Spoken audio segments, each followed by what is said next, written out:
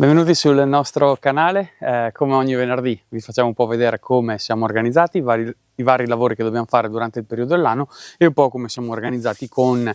le diverse mansioni che dobbiamo appunto svolgere in questo periodo. Ecco, ci troviamo in un nostro vigneto, in questo caso è Chardonnay. Abbiamo fatto un paio di operazioni oggi qui, abbiamo fatto la cimatura e anche un po' di disarmo meccanico e quindi abbiamo gestito un po' sia la chioma che un po' il terreno. Ecco, siamo nella prima metà di luglio, per cui in questo momento in campagna abbiamo un po' tutti i grappoli che sono in fase di maturazione, di accrescimento. Dobbiamo andare a gestire vari lavori, tra cui un po' di irrigazione perché ha fatto molto caldo in questo periodo, gestione del terreno appunto, trinciature, fortunatamente non tanto perché comunque la siccità ha portato comunque a un contenimento dell'erba, però ecco, cimature, gestione insomma un po' agronomica generale, qualche trattamento ovviamente che dobbiamo fare, quindi monitoraggio totale e vari passaggi all'interno del vigneto. Ecco, in tutti questi passaggi che noi andiamo a fare cerchiamo anche di controllare un po' lo stato di salute, sia per quanto riguarda malattie fungine, quindi peronospora, oidio, ecco come abbiamo fatto vedere qualche video fa, alcuni esempi ecco, di alcuni problemi insomma, che abbiamo avuto in un vigneto. Ecco, in questo caso ci siamo accorti di un paio di viti in questo pezzamento che hanno sintomi molto espliciti di flavescenza dorata. Ovviamente in questo periodo siamo in costante monitoraggio di quelle che sono la situazione della flavescenza dorata, un po' perché siamo sensibili a questo argomento, perché qualche anno fa abbiamo avuto un buon attacco in queste zone, per cui sicuramente abbiamo a cuore questa situazione, anche perché comunque poi siamo all'interno di un pacchetto diciamo di norme, di normative, di regolamentazioni che ci obbligano a fare degli interventi sia come trattamenti contro lo scafoideo, vettore della flavescenza, e anche comunque delle operazioni agronomiche che ci obbligano a svolgere alcune operazioni per contenere questo problema. Ecco, come potete vedere in questo pezzo insomma, di filare, la parete fogliare qui è sana, integra, non abbiamo segni di peronospora né di oidio, ma eccola qua, la nostra vite che abbiamo così monitorato, vedete come presenta una sintomatologia classica della flavescenza che evidentemente la porta a essere diversa, esplicitamente diversa rispetto alle viti vicine, sia quella che precedono sia quella che la succedono. I tre sintomi che ci fanno dire che sicuramente insomma, siamo di fronte a flavescenza in modo abbastanza palese o comunque ecco, un attacco di fitoplasma è che comunque abbiamo foglie arricciate e anche al tatto quasi croccanti, quasi come fosse un foglio di carta, ok, arricciato, totale mancanza di uva. Questo è quello che è rimasto diciamo della mancata diciamo così mancato sviluppo del grappolo, quindi totale assenza di produzione di uva evidentemente e mancata lignificazione. Ovviamente in questo momento non siamo in fase di lignificazione, ma stanno maturando i tralci, per cui i germogli piano piano si stanno ispessendo, stanno diventando più duri ed è evidente come invece in questo caso siamo ancora in fase molto molto tenera e quindi totalmente sballata come maturazione anche dei germogli. Ecco, un altro sintomo diciamo generale che possiamo notare è che in questo caso si crea un vuoto di fatto, quindi è questo anche che ci colpisce quando passiamo magari facendo vari lavori, si colpisce ecco, questo vuoto che si viene a creare proprio perché vedete ha uno sviluppo rachitico rispetto alle due piante laterali dove vanno a coprire il loro spazio, invece in questo caso proprio manca qui la parete fogliare. Oltretutto ecco, dopo se si va ad analizzare un altro così sintomo è la vicinanza degli internodi, quindi questi spazi tra una gemma e l'altra, ecco, gli internodi sono molto molto ravvicinati e questo è un'ulteriore insomma prova di essere di fronte a un problema da fitoplasma. In questo caso siamo di fronte forse all'unico grappolino che ha tenuto, però vedete già come si sta cominciando a atrofizzare, a seccarsi e quindi sicuramente in breve giro di qualche settimana questo andrà sicuramente a morire, ecco. Quindi anche in questo caso sicuramente una vite che non va a produrre uva. Ecco, diciamo, il problema della flavescenza l'avevamo già fatto qualche video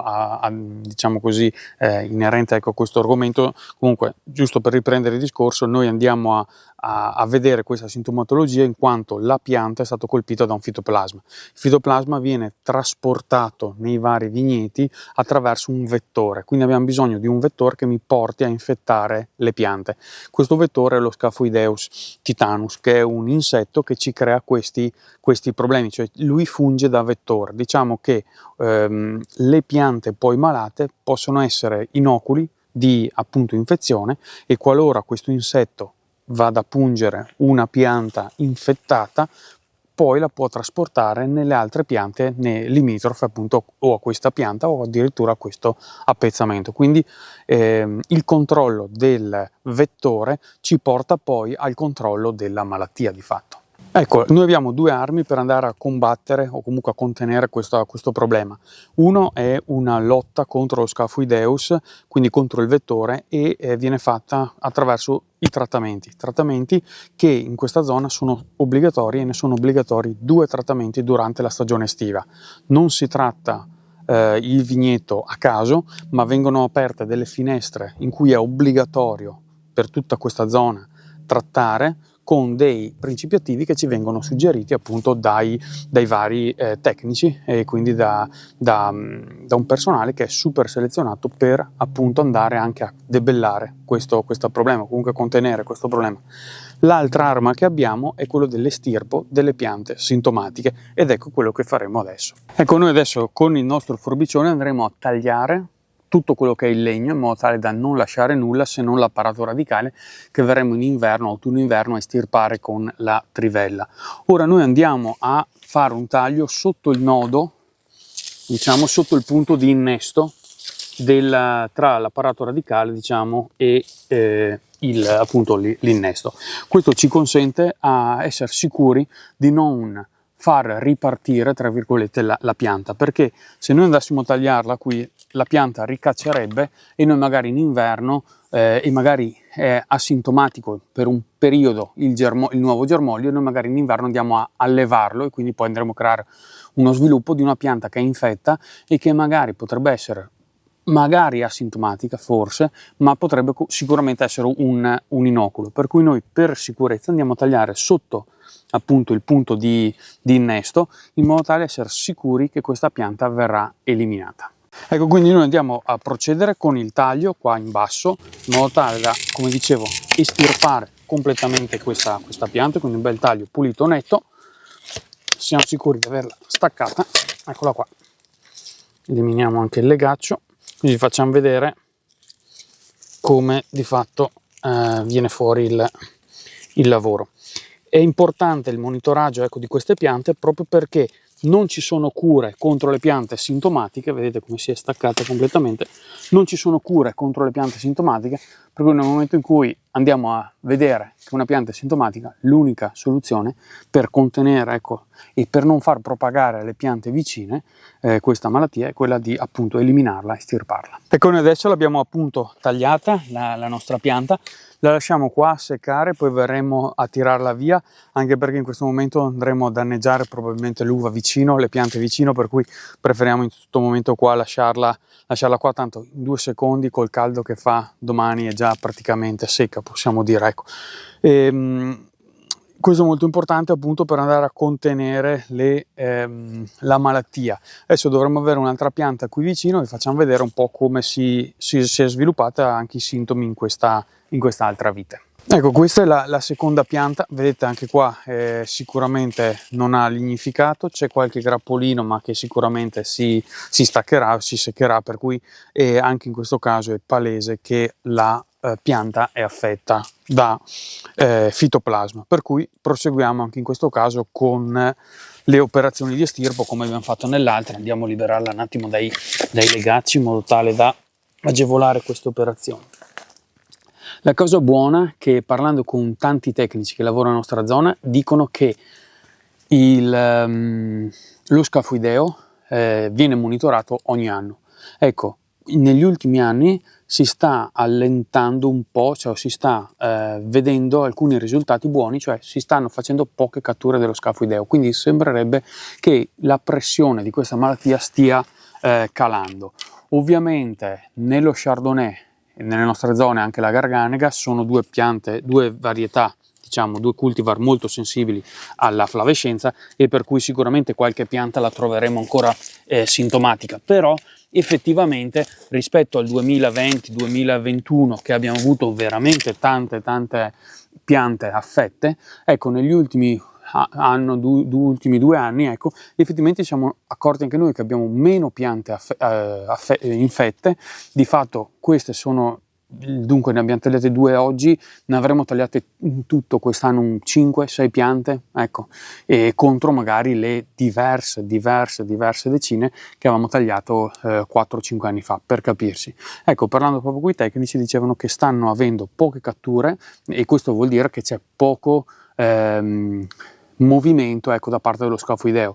il che è auspicabile per noi perché vuol dire che forse le pratiche messe in campo e sicuramente forse un po' di fortuna, non lo so, però sicuramente stanno portando nella direzione giusta. Ecco, chiaramente la situazione sembrerebbe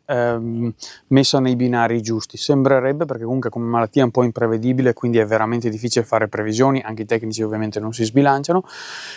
però almeno ecco, come dire, il sentimento nostro, l'umore, ecco, è migliore rispetto a qualche anno fa, quando si parlava di flavescenza prendevamo veramente paura. In quest'ultimo anno e mezzo, 2, insomma sì, abbiamo sintomatologia, anche parlando con vari colleghi, però sicuramente pressioni inferiori rispetto a qualche anno fa. Ovviamente questo non vuol dire che adesso possiamo permetterci di mettere il remi in barca, anzi, proprio per non buttare via tutti gli sforzi fatti e che sforzi continuiamo a fare, ecco, bisogna continuare a fare i monitoraggi, tagliare le piante, fare i trattamenti nel periodo giusto e apporre tutto quel sistema, direi proprio sistema agronomico, che consenta di tenere insomma sotto controllo questa malattia. In areali comunque vicini al nostro hanno ancora diversi problemi e quindi questo non ci fa diciamo così essere super ottimisti su questa cosa. Nelle nostre zone diciamo la situazione sembrerebbe essere un po' più contenuta al momento, nonostante c'è stato questo grosso attacco 4-5 anni fa, veramente molto intenso, per un paio di 2 anni è stata impegnativa la situazione, la gestione, ecco, della flavescenza. Il problema della flavescenza è un po' perché legato al fatto che abbiamo un po' poche armi, onestamente. I trattamenti sono un po' fotolabili, termosensibili, vanno fatti nei mesi di giugno, nel mese di giugno giornate lunghissime, caldissime, per cui è difficilissimo andare a trattare. Chiaro, la mattina presto, la sera tarda, però si fa quello che si può ovviamente, e comunque anche le temperature non sono fresche, ecco. Diciamo che il trattamento, per essere efficace, va fatto su una parete fogliare ordinata, quindi già palizzata, già cimata, già defogliata, diserbi meccanici fatti, spollonature fatte, deve essere un vigneto quasi da copertina. Ora è evidente che se uno ha un filare effettivamente è fattibile. Chi inizia ad avere diverse decine di ettari è ovvio che è difficile avere proprio tutta la campagna perfettamente in ordine, al centesimo, perfetta, anche perché dipende un po' dai crescimenti delle pareti fogliari, dipende un po' come dire, dal tipo di vitigno. C'è chi parte un po' prima, c'è chi ha uno sviluppo un po' più lento, ecco, per cui anche noi dobbiamo andare un po' a seguire i vari lavori. Quindi effettivamente la gestione totale del sistema contro la flavescenza dorata non è assolutamente semplice, anzi il fatto che sembra che la pressione sia meno forte, ecco, ci fa tirare un piccolo sospiro di sollievo. Parlando comunque con i tecnici, anche loro devono ancora capire come mai effettivamente i risultati sono buoni. Perché questo dico? Perché comunque areali vicino a noi, nonostante stanno combattendo questa malattia già prima delle nostre zone, trovano ancora difficoltà nel vedere risultati statisticamente sostenibili, statisticamente rappresentativi, insomma. Ecco, poi un'altra, diciamo, difficoltà tecnica che si ha è proprio nella natura del vettore, cioè il vettore è un insetto volatile che può compiere dei voli, ecco, diciamo di qualche centinaia di metri, non è che faccia, però alcune esperienze dicono che può andare abbastanza lontano, quindi tutti i vigneti devono essere trattati in un areale, devono essere gestiti anche agronomicamente, quindi spollonature e tutto quanto,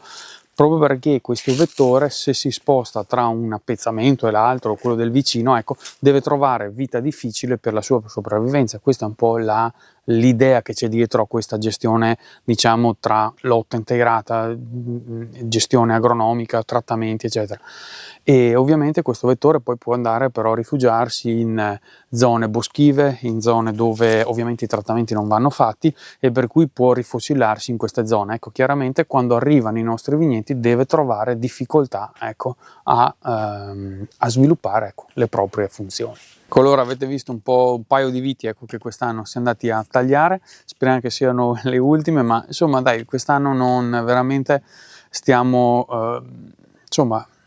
ragionando su veramente pochi ceppi infetti. Altra difficoltà, giusto prima di chiudere il video, è anche questa, che i sintomi che noi vediamo quest'anno sulle piante malate si riferiscono a infezioni dell'anno scorso, cioè la sintomatologia si sviluppa dopo un anno circa, per cui è anche questo un altro problema che si potrebbe, diciamo così, annoverare, ecco, tra i problemi della gestione della flavescenza. Ecco, negli ultimi 2-3 anni, come dicevamo, vediamo sempre meno piante, per cui tecnicamente si dovrebbe tenere questo trend, perché avendo poco bacino dovremmo riuscire a, diciamo così, a esportare meno flavescenza nei vigneti qui attorno, nelle piante attorno. Ecco. Poi un'altra cosa molto importante è andare sempre a monitorare le due piante adiacenti, perché è facile che magari lo scafoideo abbia anche intaccato magari le piante vicine, per cui sempre una attenta valutazione dei sintomi e anche negli anni successivi sempre un controllo molto molto stretto, ecco, sulle piante vicine. Ecco, quindi siamo arrivati alla fine di questo video, un video comunque di un argomento che è abbastanza delicato secondo noi, che ci sta a cuore, anche perché rappresenta comunque una preoccupazione, è inutile girarci attorno per quello che è diciamo anche l'andamento economico delle nostre aziende, perché questa malattia comunque va a colpire tranquillamente anche una pianta di 1 o 2 anni e quindi non c'è scampo per nessuna, diciamo, vite da un punto di vista teorico. Ecco, non è come il mal dell'esca, che sicuramente è una pressione molto molto forte nella nostra zona e crea dei danni economici altrettanto importanti, però diciamo va a colpire un vigneto leggermente un po' in là con l'età, diciamo 10, 15, 20 anni, ecco, e in questo caso si potrebbe andare a estirpare, e l'abbiamo fatto nei 4-5 anni fa in un vigneto appena piantato, si può dire, diverse decine di piante, per cui sicuramente una preoccupazione, ecco, un argomento che noi ci sta a cuore e che magari affronteremo anche più avanti nei vari step, sicuramente tornerà, perché ovviamente, ecco, cerchiamo sempre, insomma, di riportare un po' la nostra esperienza, e anzi ci fa piacere se ci commentiate e ci scriviate, ecco, un po' di vostre esperienze, vostre valutazioni, come siete organizzati nelle vostre zone, nelle vostre aziende, in modo tale un po' da condividere, ecco, queste esperienze tecniche. Ci siamo dilungati, ecco, anche qua nei saluti finali. Ci vediamo il prossimo venerdì con una nuova puntata e con un nuovo video.